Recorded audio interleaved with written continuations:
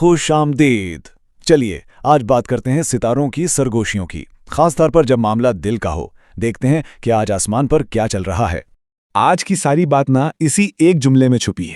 یہ ایک ایسی کہانی ہے جو شاید لفظوں میں بیان نہ ہو، لیکن اسے محسوس ضرور کیا جا سکتا ہے۔ تو بات صاف ہے، آج کا دن لفظوں کا نہیں، احساسات کا ہے۔ ستارے یہی اشارہ کر رہے ہیں کہ کئی دل آج خاموش رہ کر بھی بہت کچھ کہہ جائیں گے۔ یہ انکہی باتوں اور خاموش رابطوں کا دن ہے۔ اور دیکھیں، یہیں سے معاملہ تھوڑا دلچسپ ہو جاتا ہے، کیونکہ آج کی جو توانائی ہے نا، وہ دو الگ الگ راستوں پر لے جا رہی ہے۔ ایک طرف خاموشی ہے تو دوسری طرف ہمت۔ تو سب سے پہلے بات کرتے ہیں سرطان اور سنبلہ کی۔ اب دیکھیں، سرطان جس کا عنصر پانی ہے وہ تو جذبات میں ڈوبا ہوا ہے، اور دوسری طرف سنبلہ جس کا عنصر مٹی ہے، ہر چیز کا تجزیہ کر رہا ہے۔ نتیجہ، دل میں کہنے کو بہت کچھ ہے لیکن صحیح لفظ نہیں مل رہے، اور یہی خاموشی اندر ہی اندر بے چین کر دیتی ہے۔ اور پھر آتے ہیں ہمارے فائر سائنز، اسد اور حمل۔ یہاں کہانی بالکل الٹی ہے۔ آگ کا عنصر انہیں عمل کی طرف اکساتا ہے، تو ہو سکتا ہے کہ اچانک سے ایک ہمت آئے کہ بس اب کہہ دینا ہے، جو دل میں ہے وہ زبان پر لانا ہے، بغیر کسی ہچکچاہٹ کے۔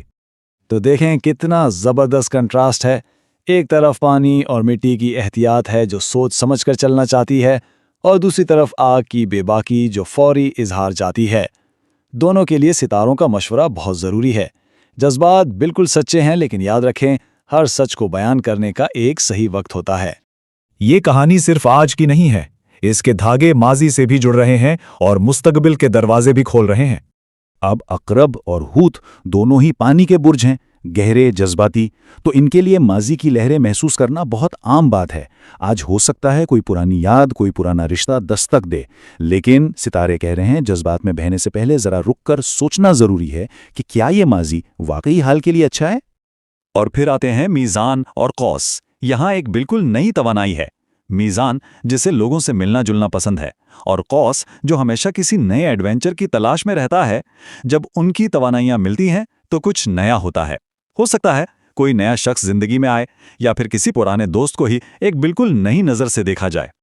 چلیے اب دل سے تھوڑا ہٹ کر ذہن کی الجھنوں کی بات کرتے ہیں، کیونکہ آج کچھ لوگوں کے لیے سوچ کا جال بن سکتا ہے۔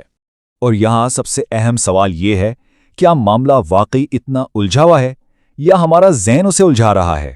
خاص طور پر جوزا اور دلو، دونوں ہوائی بورج، ان کا ذہن تو راکٹ کی طرح چلتا ہے، لیکن آج یہی تیزی چھوٹی چھوٹی باتوں کو بڑا پہاڑ بنا سکتی ہے۔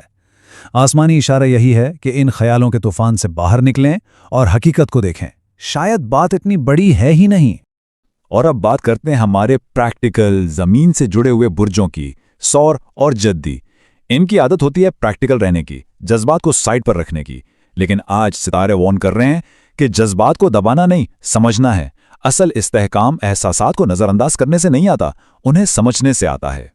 اب ان سب الگ الگ اشاروں کے بعد آتے ہیں اس اصل بات پر جو آج ستارے ہم سب کو سکھانا چاہ رہے ہیں۔